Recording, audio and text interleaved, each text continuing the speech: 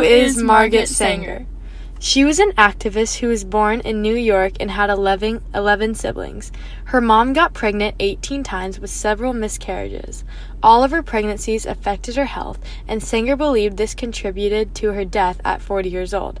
Her father was not successful and only talked about politics and drank, so the big family lived in poverty. Sanger studied nursing at White Plain Hospital and ended up marrying William Sanger, where she had 3 kids. She joined the Women's Committee of the New York Socialist Party.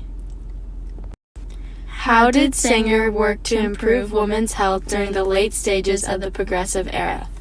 She started her campaign named What Every Girl Should Know to educate women about sex safety. She was a nurse in a poor neighborhood with many immigrants where many women would self-terminate their pregnancies. This made Sanger upset and wanted to prevent this and let women have control over their bodies. Birth control.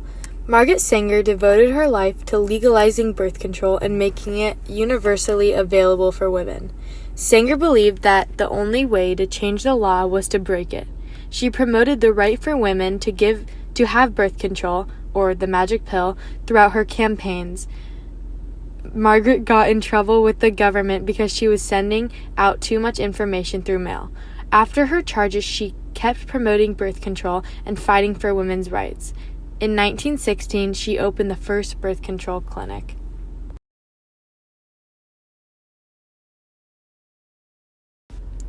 Margaret Sanger once stated, "The most urgent problem today is how to limit and discourage the overfertility of the mentally and physically defective."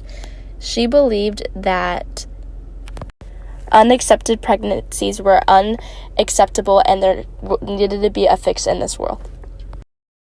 Planned Parenthood. In 1921, she founded the American Birth Control League, precursor to the Planned Parenthood Federation.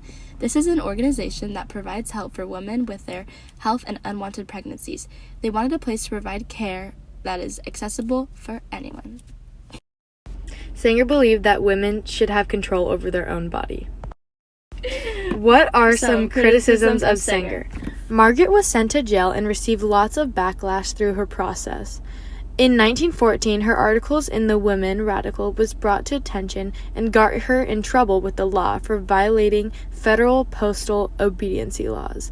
She served 30 days in jail. She was also tied to racism and eugenics. In conclusion, Margaret Sanger will always be remembered for her help with women's rights and her fight towards legalizing birth control. Because of her work, so many women have control over their bodies and overall be happier and safer with their pregnancies. She created a choice for women.